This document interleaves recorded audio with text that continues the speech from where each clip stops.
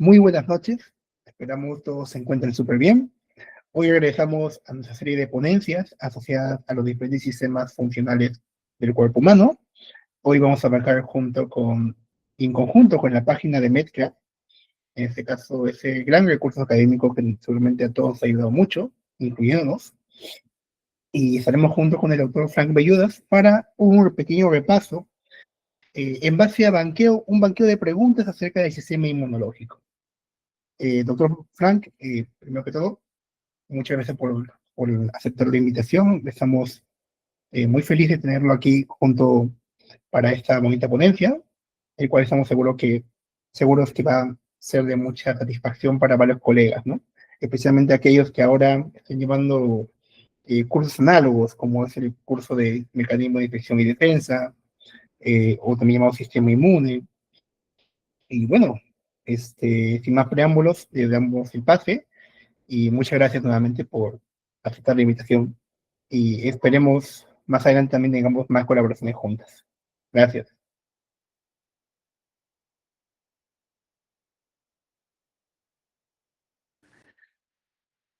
Buenas noches, doctores. ¿Me logran escuchar bien? Fuerte y claro. Muy bien. Muchas gracias más bien por la invitación, ¿no? Gracias por tenerme en consideración. Eh, Sé que están repasando un sistema inmune, entonces esta serie de ponencias eh, que me mencionaron son necesarias para poder consolidar sobre todo los conceptos, ¿no? Entonces, más que una serie de clases teóricas, es un repaso utilizando algunas preguntas. Me compartieron un banco de preguntas. Entonces es lo que aquí en el contenido he puesto como preguntas solicitadas, que las he agrupado eh, más o menos con el enfoque de poder repasar algunos conceptos. Y también traje algunas preguntas, ¿no? Preguntas propuestas, ¿no?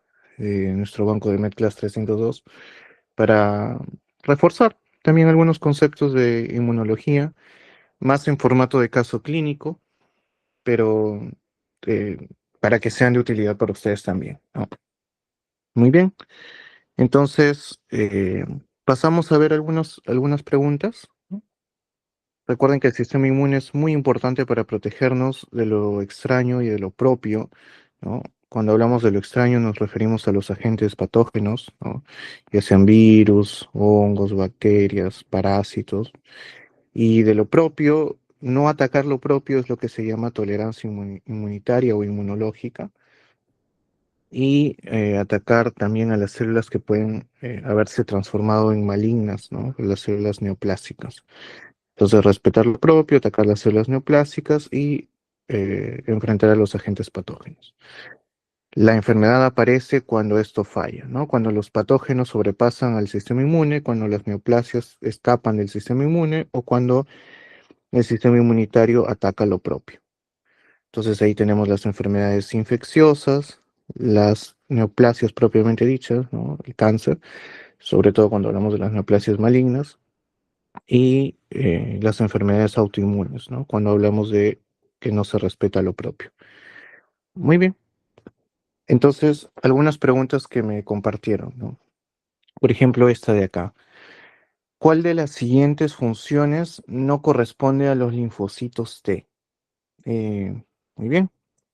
Entonces nos dan distintas alternativas: citotoxicidad, cooperación, producción de anticuerpos, regulación. Ahí pueden comentar, pueden activar su micro. ¿Qué les parece acá? ¿Cuál sería la respuesta? Si alguno de ustedes se anima. Recuerden que no tengan temor de equivocarse. Aquí más bien estamos para aprender.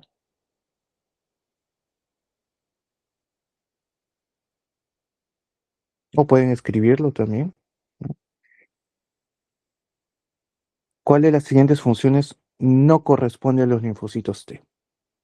Entonces aquí lo importante es recordar qué son los linfocitos, ¿no?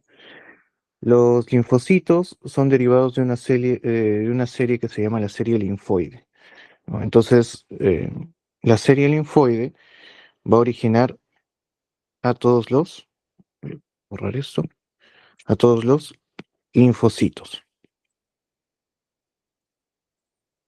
que son células de defensa, ¿no? Ahora, los linfocitos principalmente son de dos tipos, son los linfocitos T y los linfocitos B, ¿no? Su nombre se origina del lugar donde madura. La T es más sencilla porque el término original, que es en inglés de thymus o timo, ¿no? Es el que les da el nombre, ¿no? La B, acuérdense que estos términos son originalmente en inglés. Entonces, B se refiere a bone marrow, que significa médula ósea. Lo digo porque a veces se confunden y se piensa que los linfocitos B maduran en el vaso, porque empieza con B, pero no, maduran en la médula ósea, específicamente en la médula ósea roja, porque recuerden que la médula ósea amarilla tiene sobre todo tejido adiposo. Muy bien. Entonces nos están preguntando por la función de los linfocitos T, estos que maduran en el timo. Hay diferentes tipos de linfocitos T. Principalmente tenemos dos, los linfocitos T CD8 y los linfocitos T CD4. ¿Qué es esto de CD? CD significa clúster de diferenciación. Es como, lo podríamos llamar como un documento de identidad para cada uno de estos linfocitos. Entonces, los que se identifican a sí mismos con el CD4 son los linfocitos TCD4, también llamados helper o colaboradores, ¿no? Helper o colaboradores. Se encargan de cooperar con otras células. Entonces, la función de cooperación está a cargo de los linfocitos TCD4. Esa sí sería una función de los linfocitos T. Los linfocitos TCD8 son también llamados los linfocitos T citotóxicos. Citotóxicos, tóxico se refiere, o citotóxico se refiere tóxico a otra célula, quiere decir que atacan a otras células. Y específicamente inducen su apoptosis, ¿no? Los linfocitos TCD8 liberan una serie de moléculas llamadas perforinas y granzimas que lo que permiten, en términos sencillos, las perforinas es como que abren un poro en la célula. Las granzimas ingresan, específicamente hay una granzima que se llama la granzima B, que estimula la apoptosis, ¿no? Utilizando una vía extrínseca de la apoptosis, ¿no? Activa las caspasas, induce la apoptosis y la célula se muere. Entonces producen citotoxicidad. Esta es la función de los linfocitos TCD8. Ahora, dentro de los linfocitos TCD4 o células helper o colaboradoras, hay subtipos, ¿no? Dependiendo o subpoblaciones, podríamos llamarlas así mejor. Entonces, una de esas subpoblaciones se encarga de regular la actividad del sistema inmune, y son los linfocitos T reguladores, ¿sí? Entonces, los linfocitos T reguladores de lo que se encargan es de frenar al sistema inmune cuando ya su función no es necesaria, ¿no? Por ejemplo, ya se acaba un proceso inflamatorio, los linfocitos T reguladores lo detienen. Utilizan para ello citoquinas antiinflamatorias, ¿no? Que a veces les preguntan en sus exámenes. Las principales citoquinas antiinflamatorias son la interleuquina 10 y el factor de crecimiento transformante tipo beta o TGF-beta.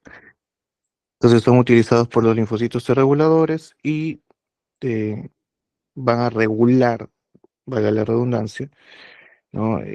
La función del sistema inmune. Entonces eso, por ejemplo, es dentro de los linfocitos T reguladores.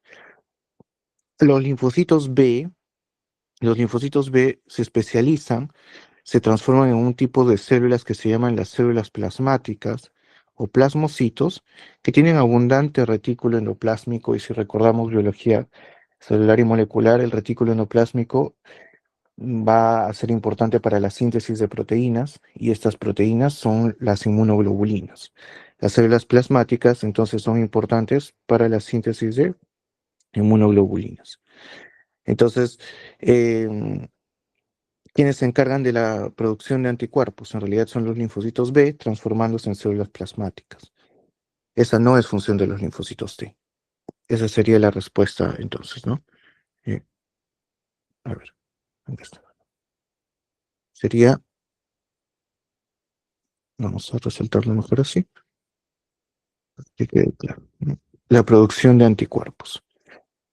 Muy bien, no sé si hay alguna duda en relación con esta pregunta. Pueden activar su micro, levantar la mano.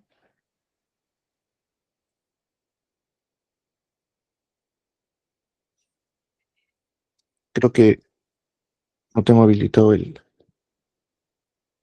los mensajes. Aquí han comentado, ¿no? Citotóxico. ¿Alguna pregunta? De preferencia, si tienen preguntas, les recomiendo que activen su micro, porque es un poco dificultoso poder activar el chat, pero igual al final va a haber una retroalimentación. Muy bien, entonces pasamos a la siguiente pregunta. Acá nos plantean, ¿cuál corresponde al complejo mayor de histocompatibilidad tipo 1?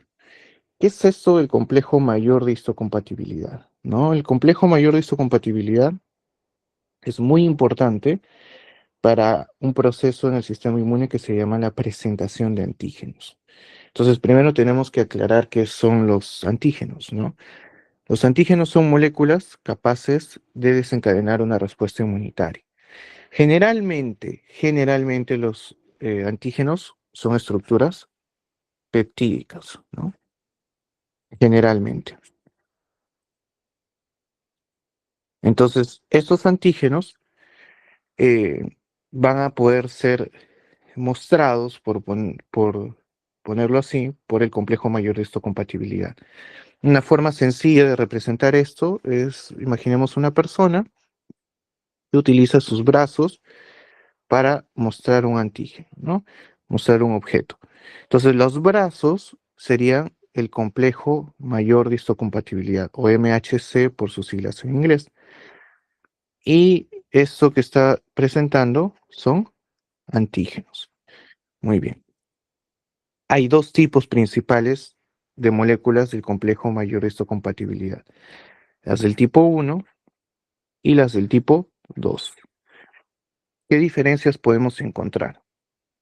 Las moléculas del complejo mayor de histocompatibilidad tipo 1 la tienen todas las células nucleadas. O sea, por ejemplo, los eritrocitos no las tienen, ¿no? Porque los eritrocitos no tienen núcleo. Pero la mayoría de células de nuestro cuerpo tienen el MHC tipo 1, todas las células nucleadas. En cambio, perdón, las células que presentan el complejo mayor de histocompatibilidad tipo 2 son las llamadas APC o células presentadoras de antígeno, ¿sí? Dentro de estas, las principales son las dendríticas, células dendríticas. Pero hay otras, por ejemplo, los linfocitos B también pueden presentar complejo mayor de histocompatibilidad tipo 2, los macrófagos, por ejemplo, ¿no? Muy bien. Ahora, otra diferencia, el complejo mayor de histocompatibilidad tipo 1 presenta antígenos propios, antígenos endógenos, ¿sí? Endógenos.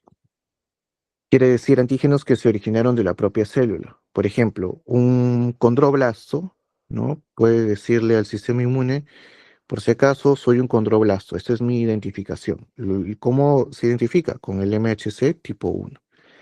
Ahí está presentando sus antígenos propios, ¿no?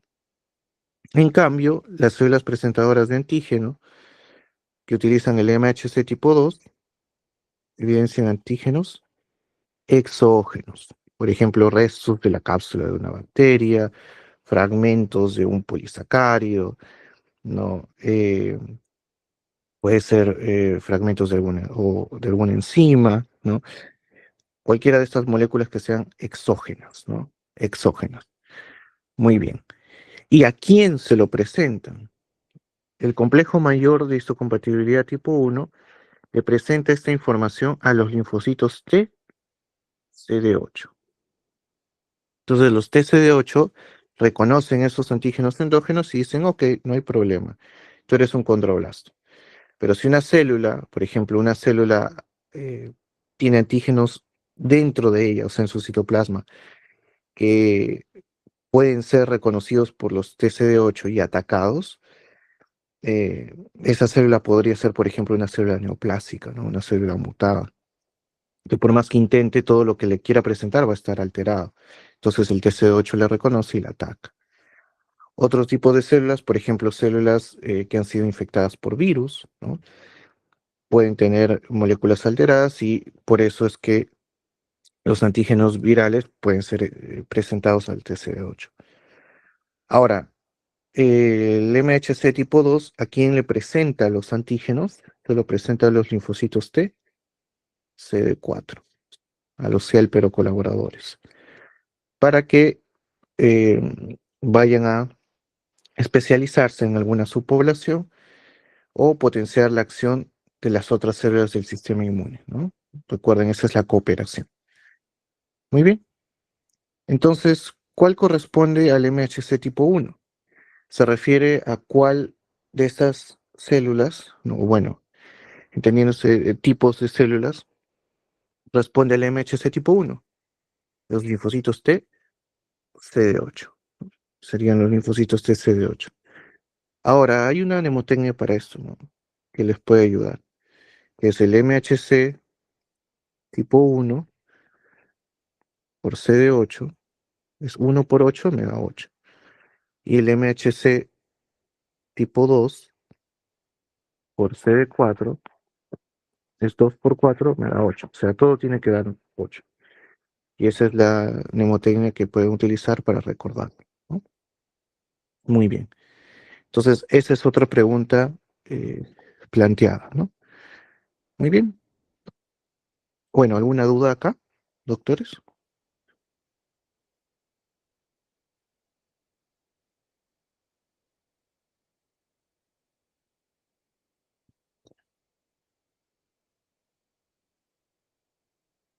¿Alguna duda? Entonces pasamos a la siguiente pregunta, ¿no? Que sería, ¿cuál corresponde al MHC tipo 2? Aquí se refiere a quién reconoce el MHC tipo 2 y eso ya lo acabamos de estudiar y son las células TCD4, ¿no? Los linfocitos T helper o colaboradores. Muy bien. Entonces aquí es la mnemotecnia, ¿no? 1 por 8 es 8 y 2 por 4 es 8. Muy bien. Serían los linfocitos TCD4 los que reconocen al MHC tipo 2. De acá quizás mencionar que el CD3 es característico de todos los linfocitos T. Es algo que tienen todos los linfocitos T. Y por ejemplo, los linfocitos B tienen el CD20. Esto puede ser importante para su identificación, ¿no? Su identificación, por ejemplo, cuando se busca, ya esto es hablar un poco de neoplasias hematológicas, cuando se busca el origen de alguna leucemia o linfoma, ¿no? Y se quiere saber si las células que se evidencian son linfocitos T o linfocitos B, se trata de identificar los marcadores, ¿no? Si es CD3 positivo, es probablemente un linfocito T. Si es CD20 positivo, es probablemente origen de linfocitos B, ¿no? Y eso es importante, sí, porque los tratamientos son distintos, ¿no? Entonces, por eso es que lo menciono, ¿no? Puede tener relevancia clínica, sobre todo cuando lleven sus rotaciones de hematología y oncología, ¿no? Muy bien. Aquí tenemos otra pregunta. ¿Cuál de las siguientes células corresponde al tipo más abundante de leucocitos en la sangre? Bueno, los leucocitos son las células de defensa, ¿no? Eso ya lo hemos mencionado.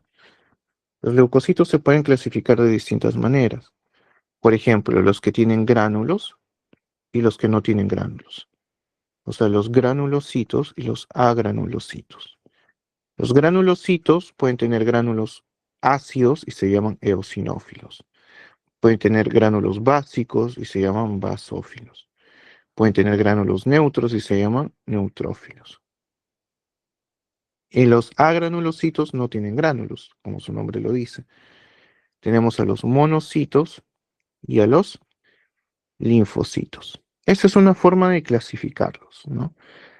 De estos, los más abundantes de lejos van a ser los neutrófilos, ¿no? Los neutrófilos son los leucocitos más abundantes. Precisamente son la primera línea de defensa. Son los primeros en llegar cuando se enfrenta a los agentes patógenos, la mayoría de infecciones, ¿no? Los neutrófilos son entonces son los más abundantes. Muy bien. Esa es una forma de clasificarlos. La otra forma de clasificarlos es por la hematopoiesis, o sea, una célula madre hematopoyética va a originar a dos células madre, la de la serie linfoide y la de la serie mieloide. La de la serie linfoide, como mencionamos, origina los linfocitos, que va a ser linfocitos B, linfocitos T y linfocitos B. Y de la serie mieloide va a originar al resto de leucocitos, o sea, va a originar a los eosinófilos, basófilos, neutrófilos y monocitos. Pero además la serie mieloide origina a las plaquetas y a los eritrocitos. Esta clasificación es importante, por ejemplo, cuando se estudian las leucemias, ¿no? Porque por ejemplo, una leucemia mieloide puede tener aumento no solo de leucocitos, sino también de plaquetas o de eritrocitos, ¿no? Y eso se explica porque tienen un origen común. Muy bien, entonces la célula más abundante de los leucocitos o el tipo celular serían los neutrófilos, también llamados polimorfonucleares por las formas variadas que adoptan sus núcleos, ¿no? Muy bien, vamos a ver si hay alguna pregunta.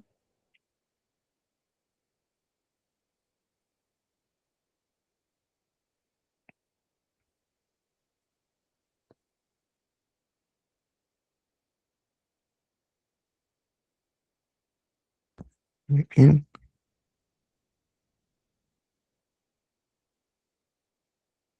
entonces los neutrófilos, ¿no? Preguntas solicitadas. La siguiente sería, ¿cuál de las siguientes es una célula presentadora de antígenos? Muy bien. Esto lo hemos mencionado, ¿no? Las células presentadoras de antígenos, la principal o las principales vendrían a ser las células dendríticas. Pero también están los linfocitos B y también están los macrófagos, ¿sí? Son los que presentan antígenos utilizando el complejo mayor de histocompatibilidad tipo 2 y se lo presentan a los linfocitos TCD4. Muy bien. Entonces, los linfocitos B, ¿no? Esa sería la respuesta. Los linfocitos T no, los neutrófilos no, los megacariocitos no.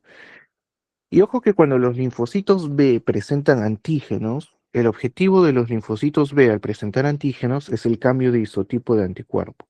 O sea, por ejemplo, si yo tengo IgM, lo que quiero es que cambie por otro anticuerpo, ¿no? Y se produce, por ejemplo, IgA, ¿no? Esa es la función de los, de los linfocitos B al presentar antígenos, ¿no? Estimulan el cambio de isotipo de antígenos, perdón, de anticuerpos, ¿no? Muy bien. Y aquí tendríamos otra pregunta. ¿Cuál de las siguientes células es capaz de conducir la determinación antigénica usando los métodos de presentación cruzada? ¿A qué se refiere la presentación cruzada? Son células que pueden presentar antígenos utilizando el MHC tipo 1, pero también el MHC tipo 2. Y ahí es donde quiero que estén bien atentos a lo que hemos mencionado, ¿no? ¿Quiénes podrían hacer esto? Presentación cruzada. A ver, necesitaría dos requisitos. Uno, que sean células nucleadas. Y otro, que sean células presentadoras de antígeno. Entonces, ¿quiénes pueden hacer presentación cruzada? Sobre todo, células dendríticas, los linfocitos B y los macrófagos. Pero de estas células, la que es principalmente la encargada de este proceso de presentación cruzada de antígenos, que es muy importante en la defensa, sobre todo frente a virus y frente a las neoplasias, son las células dendríticas las más importantes. Entonces, esa sería la respuesta, ¿no? Las células dendríticas. Muy bien. Células dendríticas, entonces. La presentación cruzada de antígenos.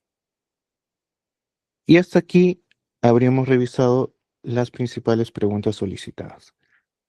No sé si hay alguna pregunta hasta el momento en relación con algo que hayamos conversado o alguna duda que haya quedado.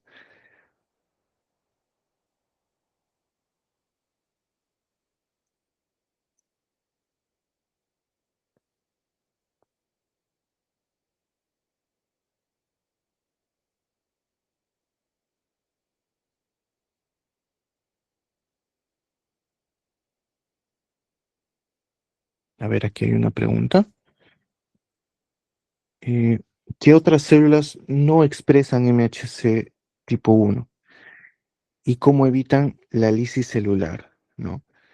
Eh, bueno, en realidad, recuerden que los linfocitos TCD8, que lo que se encargan es de eh, reconocer los antígenos presentados por el MHC tipo 1, ¿no? Y por eso es que destruyen a las células que no tienen cómo identificarse. Acá, por ejemplo, células que no tienen núcleo pueden ser los eritrocitos, que otras células, por ejemplo, las plaquetas, ¿no? ¿Cómo evitan la lisis celular? Y ahí entra la función sobre todo de los linfocitos T reguladores, ¿no? Entonces es muy importante la tolerancia inmunitaria. Para que haya células que no son atacadas, esas células, hay un equilibrio, ¿no? Entre la activación del sistema inmune, aquí vamos a ponerlo, entre la activación del sistema inmune y más bien la inactivación del sistema inmune, ¿no? O sea, la tolerancia. Entonces, ¿cómo lo evitan? Principalmente con citoquinas antiinflamatorias, como las que les había mencionado, ¿no? Interleuquina 10, factor de crecimiento transformante tipo beta, con células como por ejemplo los linfocitos T reguladores. Hay células que se llaman las células dendríticas derivadas de mieloide, ¿no? O mieloide stem eh, cell, ¿no? Mieloide, célula madre mieloide, ¿no? Y sería, sí, ¿no? Célula dendrítica, ¿no? Derivada de mieloide. Están, por ejemplo, los macrófagos, ¿no? Los macrófagos tienen subtipos, macrófagos M1, macrófagos M2. Los macrófagos M2 son antiinflamatorios. Entonces, todas estas células se encargan de proteger aquellas que no pueden identificarse o defenderse, ¿no? Por eso es que su función es muy importante en la tolerancia inmunitaria. Muy bien, espero que con eso haya quedado claro. Y también hay santuarios inmunitarios, ¿no? Que es a donde no llegan los linfocitos, como por ejemplo las barreras, ¿no? La barrera hematoencefálica, la barrera hematotesticular, ¿no? Por ejemplo. Muy bien. ¿Alguna otra pregunta antes de pasar a la segunda parte de la clase, que serían los casos clínicos?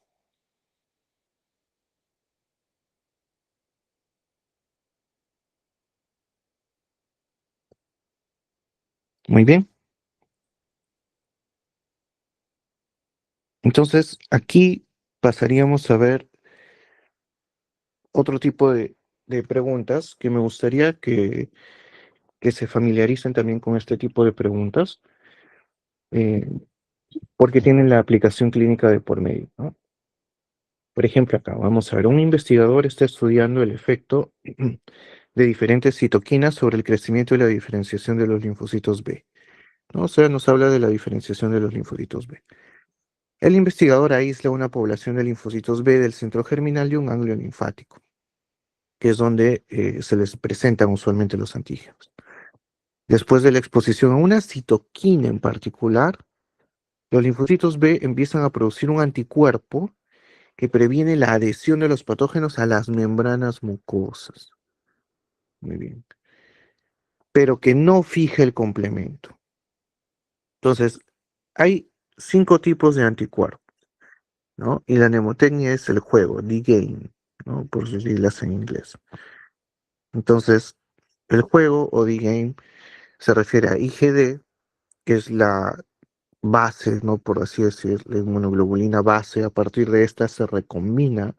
Hay un proceso de recombinación genética para formar los otros isotipos. La IgG, que aparece en las infecciones crónicas, que atraviesa las barreras, por ejemplo, la barrera hematoencefálica, la barrera fetoplacentaria, y por eso es que son los anticuerpos que le pasa a la madre al feto. La IgA está presente en las secreciones y en las mucosas, ¿sí? Y en las mucosas. La IgG puede activar el sistema de complemento, pero la IgA no. Entonces, la IgA cumple la definición que se está planteando, ¿no? Membranas mucosas no fija el complemento. O sea, aquí se cambió a IgA. La IgM aparece en las infecciones agudas, ¿sí? Tiene una estructura pentamérica, ¿no? También puede activar el sistema de complemento. La IgE se asocia sobre todo con eh, defensa frente a parásitos, ¿no? O reacciones alérgicas, por ejemplo, y activa sobre todo 2 tipos de células, ¿no? Los basófilos y los mastocitos. Conforme pasa el tiempo de una reacción alérgica, también puede ir atrayendo, ¿no? Estas células reclutan también a los eosinófilos, ¿no? Entonces, esas serían las principales inmunoglobulinas. Ahora nos preguntan por la citoquina, que dice, ¿cuál de las siguientes citoquinas es la más probable responsable de los cambios observados en la función de los linfocitos B? ¿Qué citoquina estimula el cambio de isotipo de inmunoglobulina A? Es una pregunta que podríamos considerar difícil porque es muy específica y es la interleuquina 5. ¿No? La interleuquina 5 permite la transformación sobre todo de la IgM en IgA. Entonces, esa sería la respuesta, ¿no?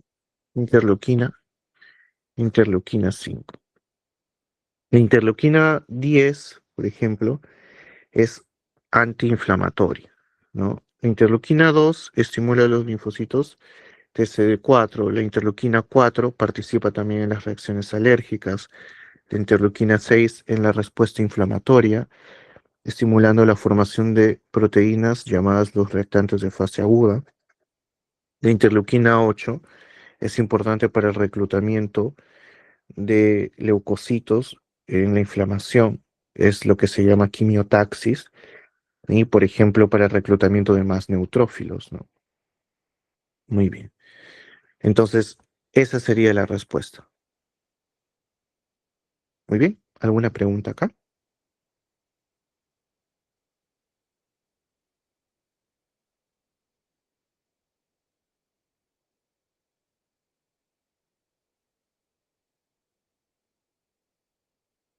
Muy bien.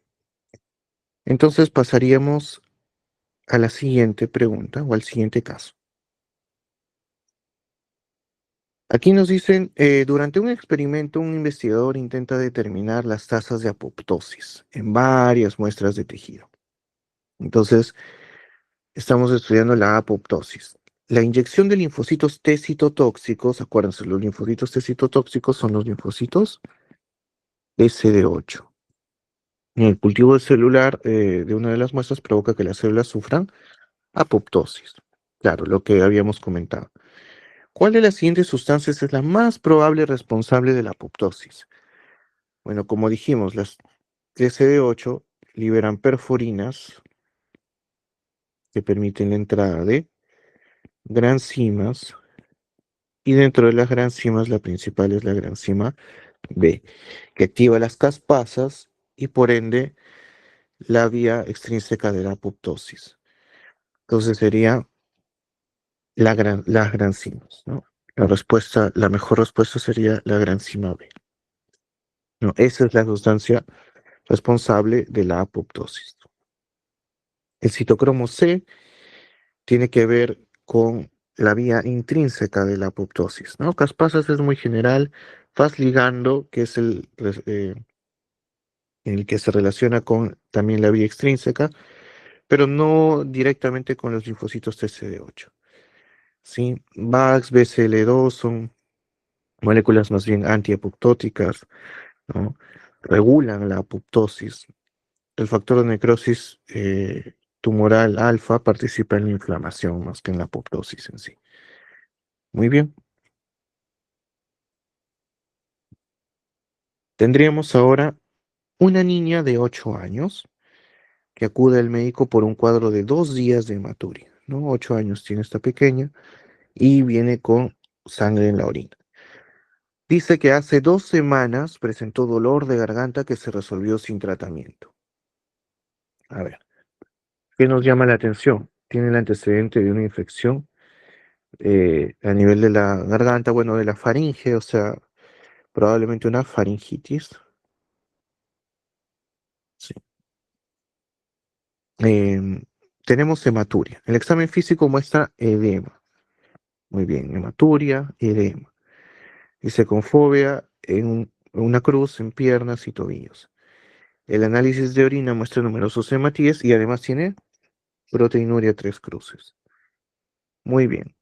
Edema, hematuria, proteinuria, faltaría hipertensión, oliguria, todo eso se llama síndrome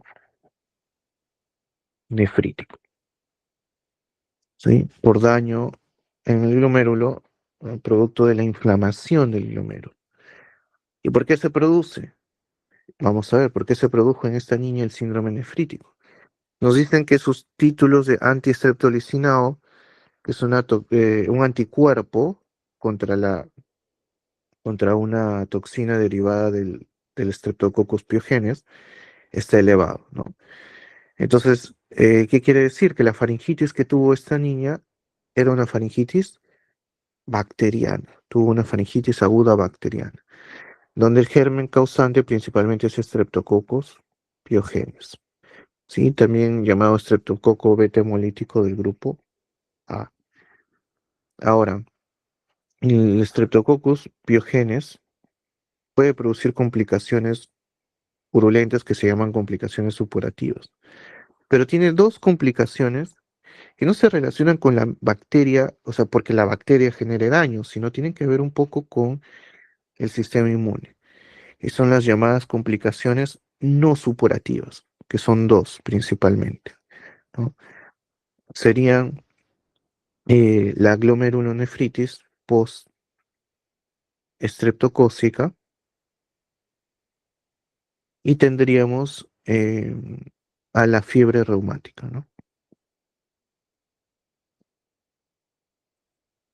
A la fiebre reumática.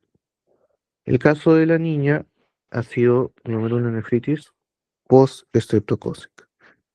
¿Por qué se forma? Porque el cuerpo se confunde los antígenos que están presentes en los glomérulos como si fueran antígenos bacterianos y los ataca con anticuerpos.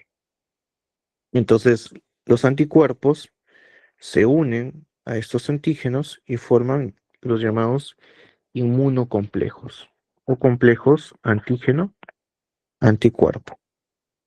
Que recuerden, bueno, los inmunocomplejos se unen al sistema de complemento y el sistema de complemento empieza a destruir las células, genera inflamación y todo se agrava, ¿no? Produce el síndrome nefrítico. Muy bien. La formación de cuál de los siguientes es lo más probable que esté involucrado en el mecanismo subyacente de los síntomas de esta paciente. Unión de IgE, antígeno específico a los mastocitos, no, eso es en las reacciones alérgicas. Anticuerpos, tejido específico, no, usualmente tejido específico, esto es lo que se llama reacción de hipersensibilidad tipo 2, la formación de anticuerpos contra algún tejido específico. Y es la formación de anticuerpos. Pero solo anticuerpos, no se forman complejos antígeno-anticuerpo. Los linfocitos TCD4 presensibilizados, no, tampoco TCD8, son los complejos antígeno-anticuerpo, los que están causando la patología en esta niña. Muy bien. Entonces, esa sería la causa. Bueno, la fisiopatología que subyace a este síndrome nefrítico. Muy bien. Luego tendríamos acá otro caso. Nos dicen, durante un estudio sobre el sistema inmune, un investigador aísla y marca linfocitos T de la corteza del timo. O sea, son linfocitos T que están madurando. ¿Por qué maduran en el timo? Los linfocitos T que no se unen a las células epiteliales corticales, que expresan moléculas del MHC, sufren apoptosis en un plazo de 3 a 4 días. Claro, es que los linfocitos T, primero se les enseña a reconocer todo. Deben ser capaces de reconocer todo. Entonces, se selecciona a los linfocitos que pueden reconocerlo todo. Ese proceso se llama selección positiva, porque selecciona a los que reconocen todo.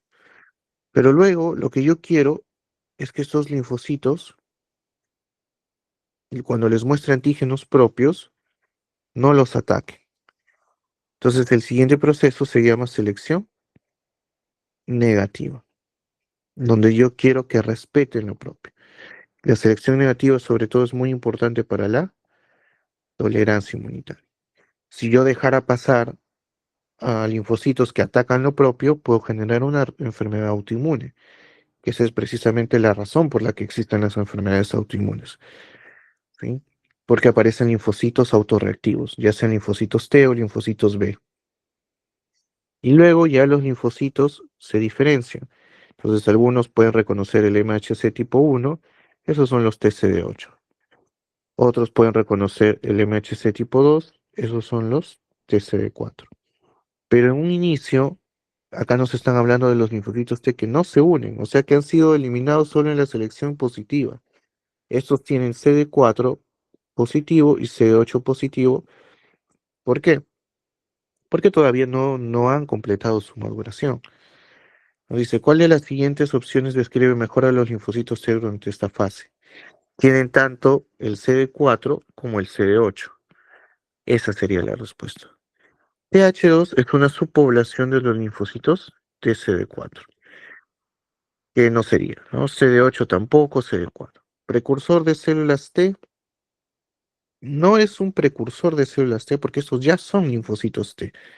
Los precursores de células T todavía no expresan CD3, pero estos ya expresan CD3 cuando ya son linfocitos T, ¿no? O sea, aquí tendría también su CD3, no son linfocitos T. Muy bien, CD3 positivo voy a poner. Muy bien.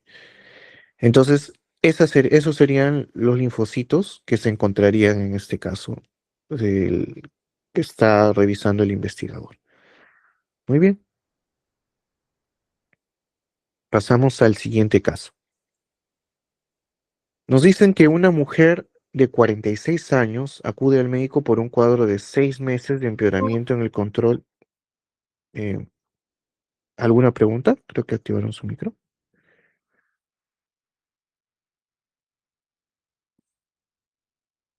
Ok.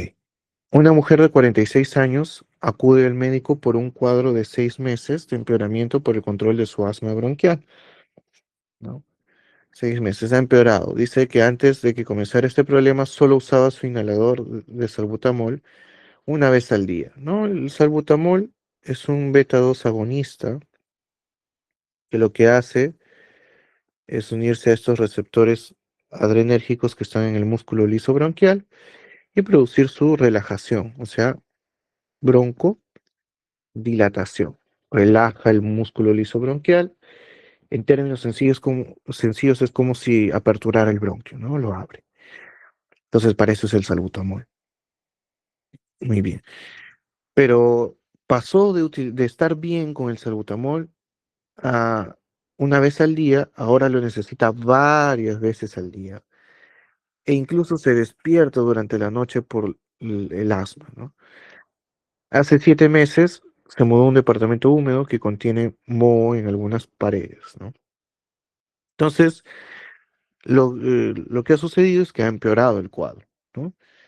Em, entonces, nos preguntan, dice, hace 7 meses, el médico, perdón, inyecta 0,1 mililitros de extracto de Candida albicans en la superficie volar media del brazo derecho por vía intradérmica. O sea, quiere ver si es que esta respuesta exacerbada del asma se relaciona con la presencia de este hongo, ¿sí? Candida albicans.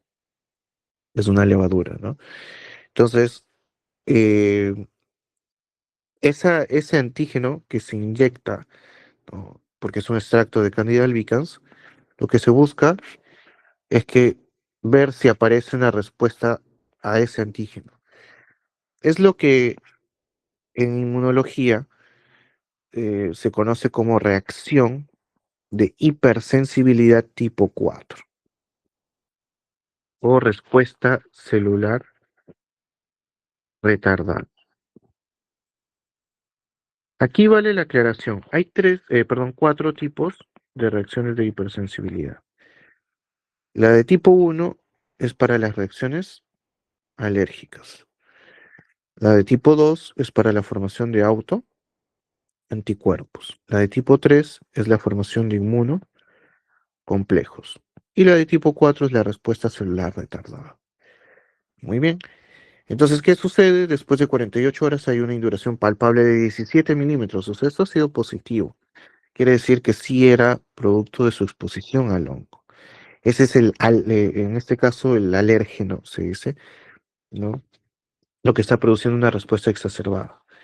El detalle está en que aquí no nos preguntan por el asma bronquial, o sea, no nos están preguntando por la reacción alérgica en sí, porque nos dicen, ¿cuál de las siguientes sustancias es con mayor probabilidad responsable de esta reacción?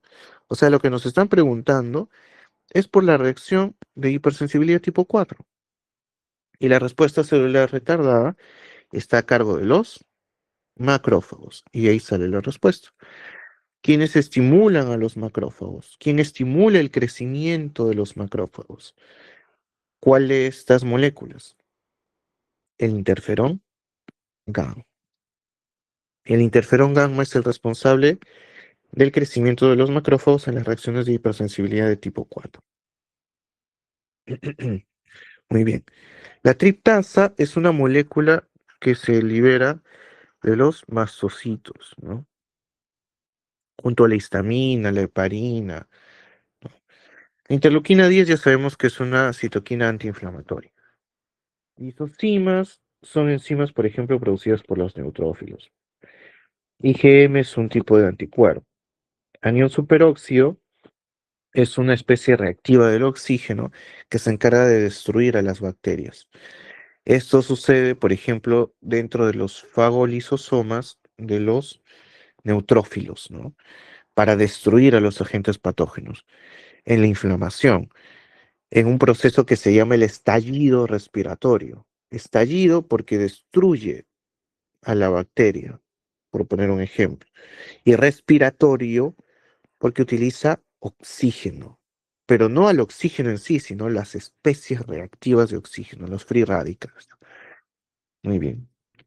Los neutrófilos son tan astutos que incluso cuando destruyen la bacteria y luego mueren, porque mueren los neutrófilos, no todos esos neutrófilos que luchan mueren, los restos de sus núcleos sirven para seguir atrapando a las bacterias. Es como si o sea, es como un soldado que incluso después de haber fallecido sigue luchando contra el enemigo. Eso es algo muy interesante que hacen los neutrófilos y forman redes para capturar a las bacterias, con lo que quedó de sus núcleos. Y ese proceso de redes, como red en inglés es net, se le dice netosis, ¿no? Entonces, ¿quiénes se relacionan con la netosis? Los neutrófilos, ¿no? Es un dato adicional, ¿no? En relación con eso. Muy bien, entonces, eso sería en respuesta a este caso clínico, ¿no? Muy bien, tenemos otro caso. Aquí nos menciona un hombre de 67 años con neuropatía periférica, ¿no? Acude al médico para un examen de control luego de que los resultados de la electroforesis de proteínas séricas mostraron una gammapatía monoclonal. O sea que el paciente tiene un exceso de inmunoglobulina. Ah, eso llama la atención. Hay que tener cuidado porque puede ser un cáncer de células que producen inmunoglobulinas, que son las células plasmáticas o eh, plasmocitos, ¿no? El cáncer de células plasmáticas se llama mieloma múltiple.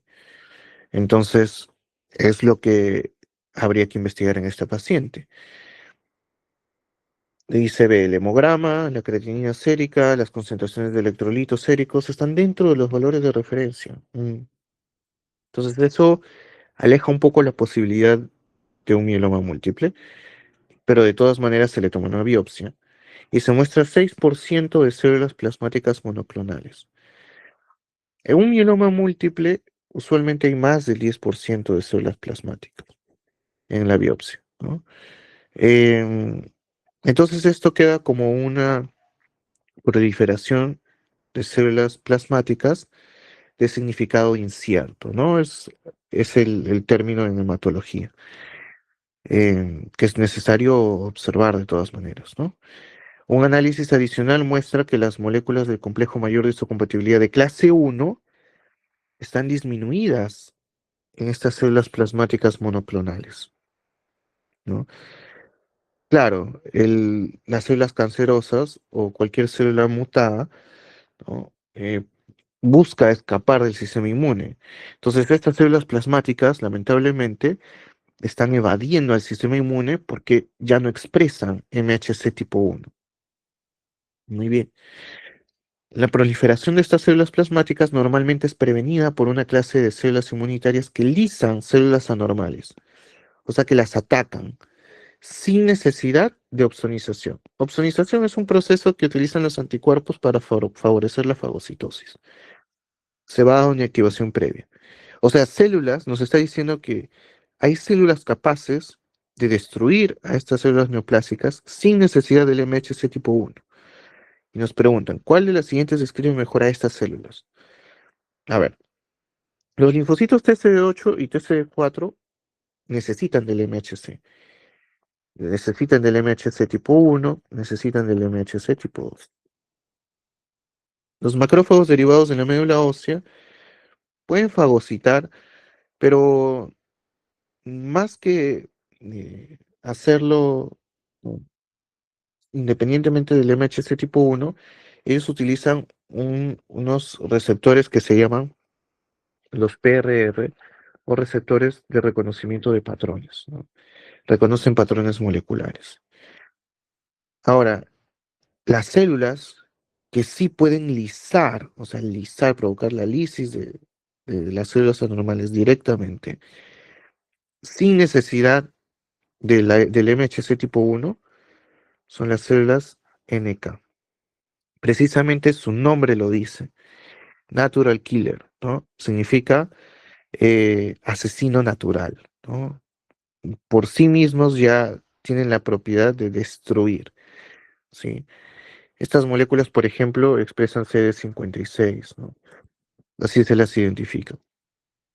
Y son capaces de destruir a las células neoplásicas y proteger al paciente. Muy bien. Neutrófilos en banda, no. Los neutrófilos, ya sabemos, son leucocitos que también utilizan los PRR o receptores de reconocimiento de patrones, ¿no? Que reconocen patrones moleculares de los patógenos, por ejemplo. Muy bien. Entonces, la respuesta acá sería células NK, ¿no? Muy bien. Tenemos otro caso. Tenemos el caso de una recién nacida de 3 días de vida que es llevada al servicio de urgencias debido a fiebre. Dificultad para alimentarse e irritabilidad durante 6 horas, ¿no? O sea, tiene fiebre, una recién nacida, ¿no? Recuerden que neonato es hasta los 28 días de vida. O sea, estamos hablando, en este caso, de un neonato. Dificultad para alimentarse, irritabilidad durante 6 horas. Fue atendida a las 39 semanas de gestación y el parto no fue complicado, pero la madre no recibió control prenatal. Llama la atención la fiebre, la irritabilidad y la dificultad para alimentarse. Hay que sospechar un cuadro de sepsis neonatal, que es una falla sistémica, ¿no? Producto de un foco infeccioso, que no sabemos cuál fue. Su temperatura es de 39,8, no está con fiebre. La frecuencia cardíaca está aumentada, 172 latidos por minuto. La frecuencia respiratoria igual. Se está taquicárdica, taquipneica, hipotensa. Definitivamente esta bebé puede estar haciendo sepsis neonatal. Entonces la paciente se muestra letárgica. El examen físico revela quejido expiratorio y aleteo nasal. O sea, probablemente pueda tener un foco infeccioso respiratorio, ¿no?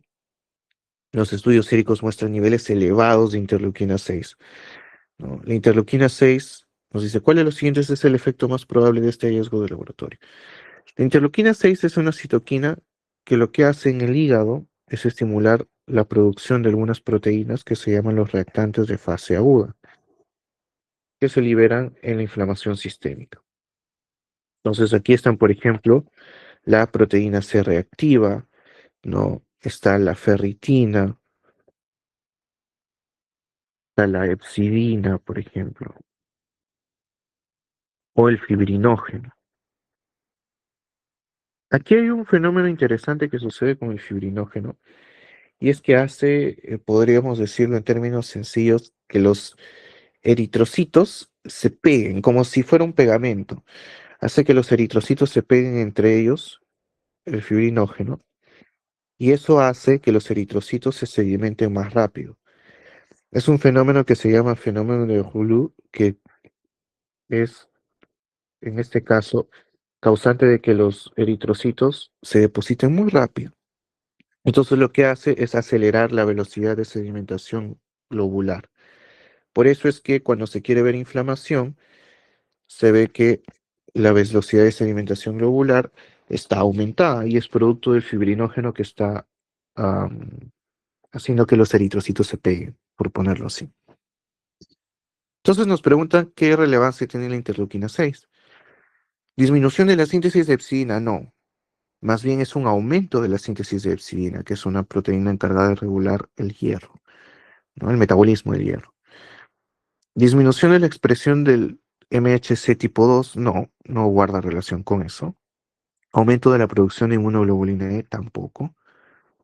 ¿Sí? Aumento de la activación clásica de los macrófagos, no, tampoco. La activación de los macrófagos, recuerden, es con interferón gamma. Y el aumento de la liberación de fibrinógeno, esa sería la correcta, ¿no? Aumento de la liberación de fibrinógeno. Muy bien. Eso en relación con esta pregunta. Muy bien. Nos dicen un hombre, ahora nos hablan de un hombre de 65 años que acude a su médico de atención primaria para un examen rutinario de control de salud. No toma ningún medicamento, ¿no? El examen físico y los estudios de laboratorio no muestran anormalidades, ¿no? En comparación con un adolescente sano, o sea, haciendo el contraste, un varón de 65 años con un adolescente sano, ¿cuál de los siguientes cambios en la función inmunitaria es más probable que presente este paciente? Bueno, esto tiene que ver con el envejecimiento y es un proceso que se llama inmunosenescencia. ¿Sí? En la inmunosenescencia no hay disminución de la autoinmunidad, en realidad más bien, como hay alteraciones de los linfocitos T reguladores, pueden aparecer enfermedades autoinmunes. Disminución del número de precursores de neutrófilos, no, no en realidad. Los más afectados son los linfocitos, ¿sí? Sobre todo la acción de los linfocitos frente a nuevos antígenos.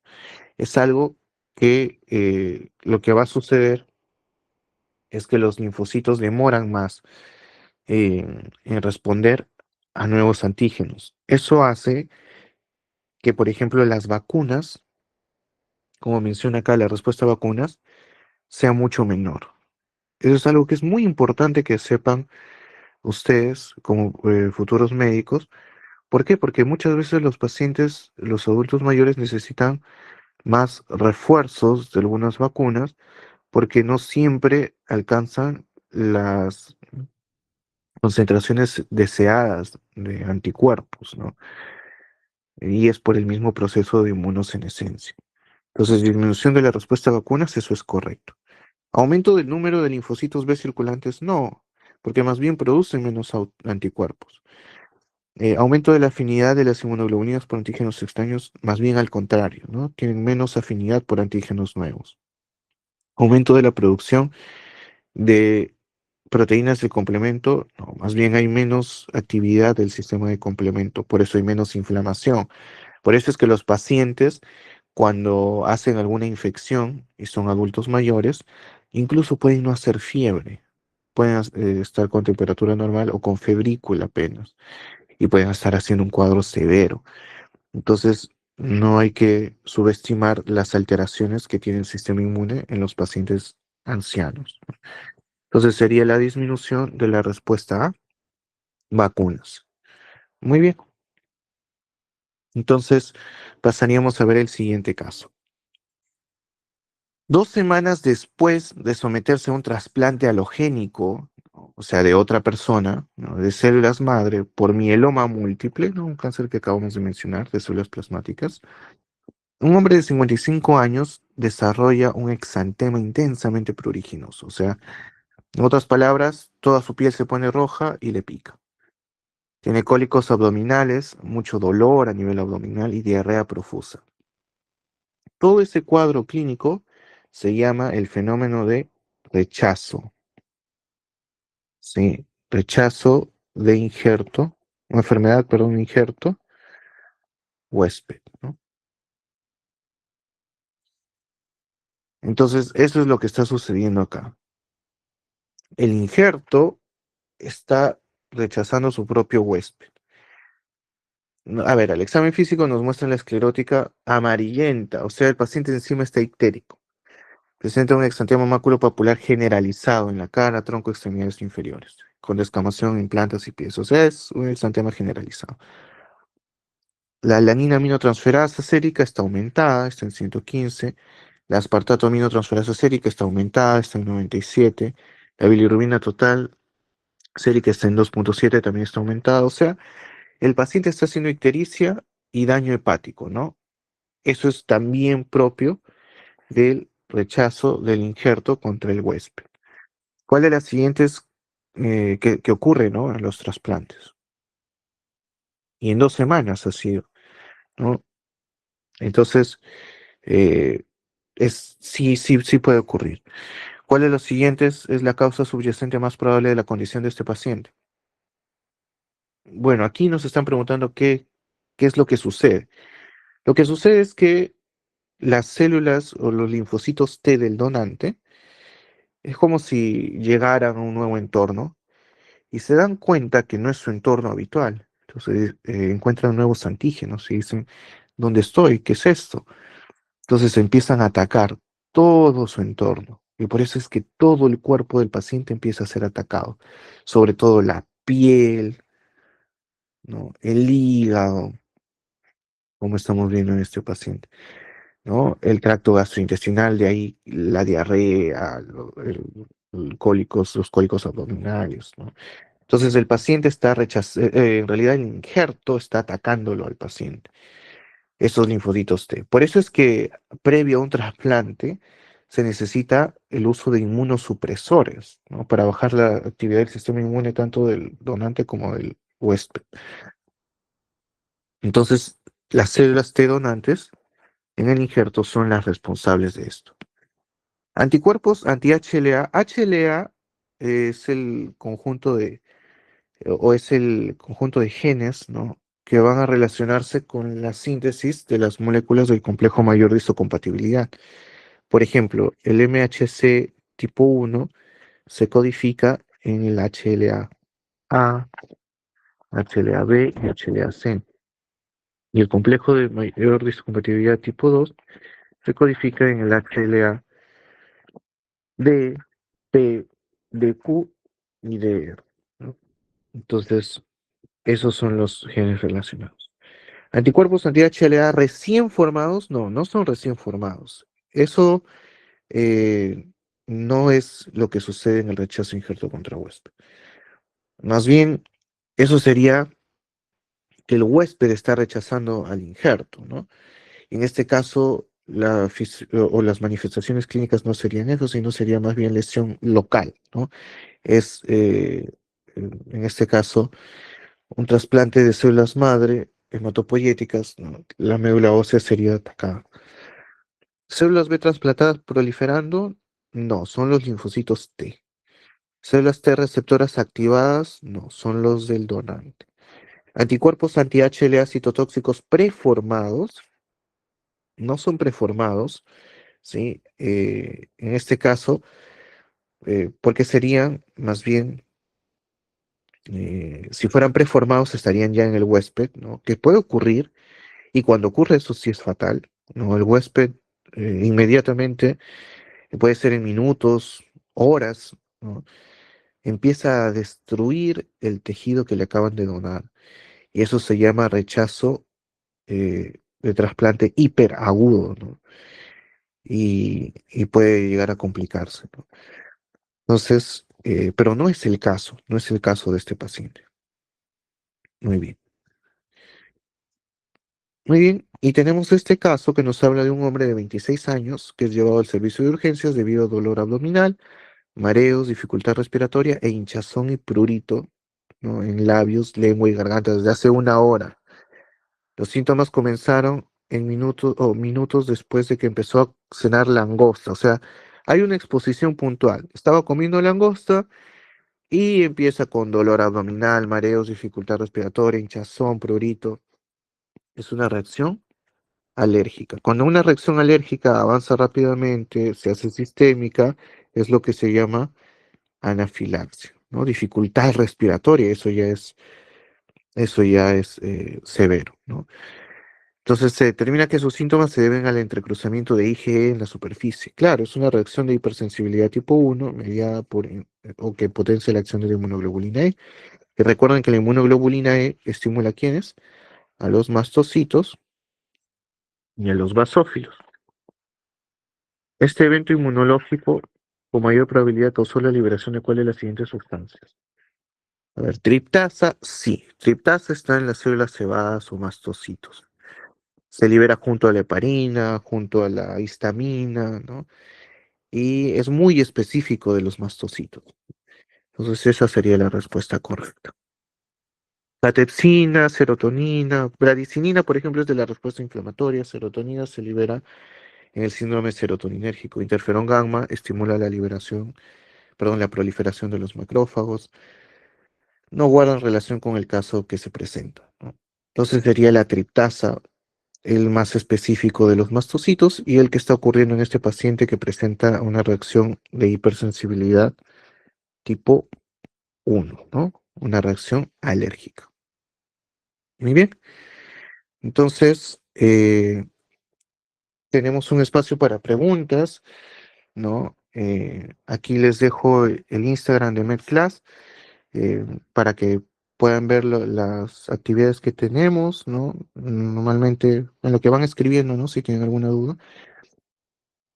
Tenemos una comunidad con actividades gratuitas, periódicas, también tenemos una comunidad con membresía, subimos apuntes en la página, hacemos cursos, talleres, ¿no? Y diferentes actividades. Los invito a que mientras vamos respondiendo preguntas puedan revisar la página, ¿no? Y seguir si es de su agrado.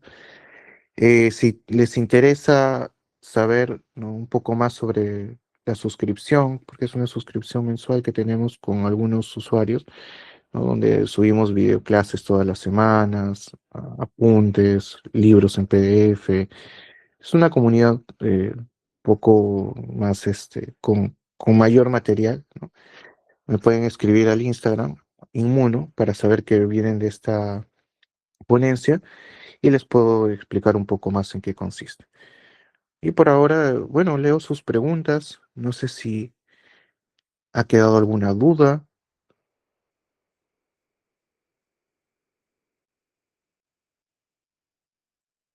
Los leo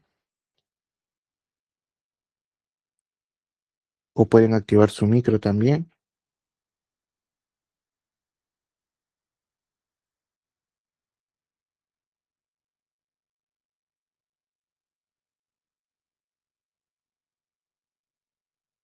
Pueden escribir en el chat.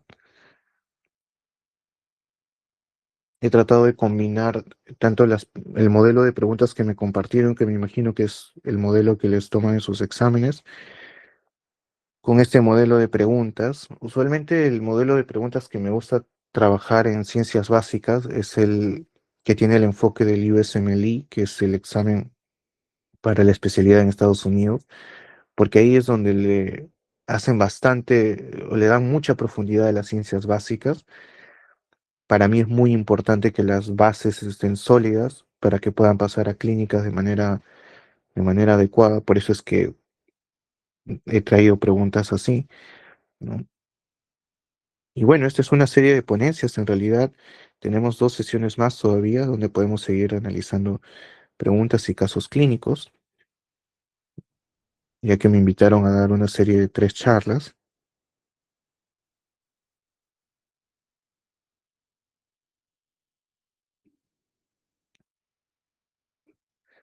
Doctor, ¿puede explicar algo más sobre los tipos de HLA? ¿No? Claro, justo por acá lo había mencionado, ¿no? El HLA. Bueno, se refiere en este caso a los genes que codifican moléculas del complejo mayor de histocompatibilidad. Entonces, por ejemplo, vamos a poner aquí una hoja. Imaginen que el MHC tipo 1 son los brazos, ¿sí? Que están presentando un antígeno, y ese antígeno a quién se lo presenta, dijimos se lo presentan al linfocito TCD8. El linfocito TCD8 es citotóxico, o sea, por sí mismo ataca. Entonces, esto va a potenciar la acción de la llamada inmunidad celular. Son las células las que atacan. El MHC tipo 2, por el contrario, presenta antígenos exógenos. ¿Sí? Esos antígenos son reconocidos más bien por los linfocitos TCD4, que pueden potenciar la acción de los linfocitos TCD8, sí, pero sobre todo van a activar a los linfocitos B para que produzcan anticuerpos, ¿sí? En forma de células plasmáticas. Entonces da la llamada inmunidad humoral, donde predomina la formación de anticuerpos. ¿Cuál es la lógica de esto? Que ¿quién codifica el MHC tipo 1? HLA, dijimos A, B, C. Aquí HLA, DP, DQ, DR. Entonces, DQ. Las variantes del HLA, que pueden ser patológicas, por ejemplo, relacionados a estos, se relacionan con la formación de autoanticuerpos. Y las variantes patológicas del HLA ABC se relacionan más bien con la inmunidad celular, ¿no? Alteraciones de la inmunidad celular. Entonces, por ejemplo, el HLA B27 es un HLA relacionado con la espondilitis anquilosante, ¿no? Que es una enfermedad autoinmune donde se atacan las articulaciones. Entonces, sobre todo la articulación sacroiliaca, y es por inmunidad celular. Otro ejemplo, ¿no? El HLA DR3, DR4 se relaciona con la diabetes mellitus tipo 1 o diabetes mellitus autoinmune, donde se forman autoanticuerpos contra las células beta del páncreas. y es precisamente como dijimos, por anticuerpos, ¿no? Entonces, nos sirve para entender la fisiopatología de las enfermedades autoinmunes y su relación con factores genéticos. Eso es lo que podríamos profundizar en relación con el HLA, ¿no? O lo que significa HLA es antígeno leucocitario humano, ¿no? El conjunto de genes que van a ser variables en cada una de las personas. Algunos tienen HLA que los predisponen a algunos tipos de enfermedades o incluso reacciones a fármacos. Por ejemplo, hay HLA de tipo MHC1, ¿no? Que se relaciona, por ejemplo, con una reacción a un fármaco que es el abacavir, que se utiliza en el tratamiento de la infección por el virus del VIH, ¿no? Y a estos pacientes se les tiene que hacer un estudio genético antes de iniciar abacavir, porque si no pueden tener una reacción severa, ¿no? Severa, una respuesta inmunitaria severa que puede llegar a ser mortal, ¿no? Por eso es importante. Muy bien,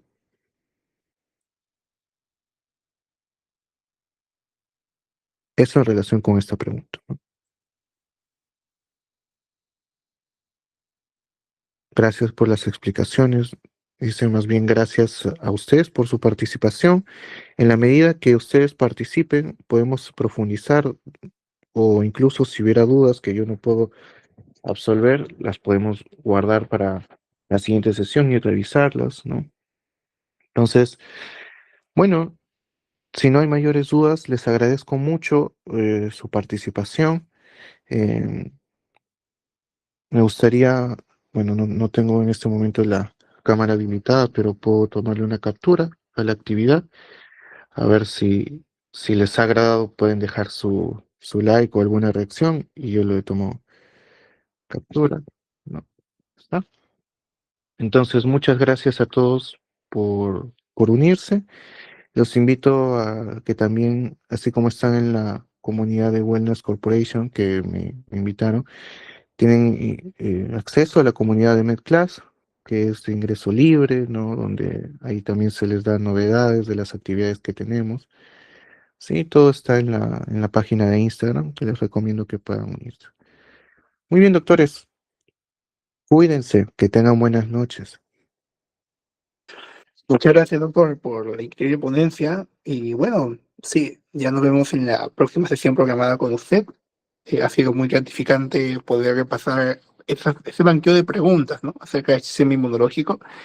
Y nada, esperamos también a nuestros colegas les vaya muy bien su examen, que de hecho es próximo, acerca de este sistema. Y bueno, ya estamos coordinando para la próxima sesión. Muchas gracias, doctor. Un gusto.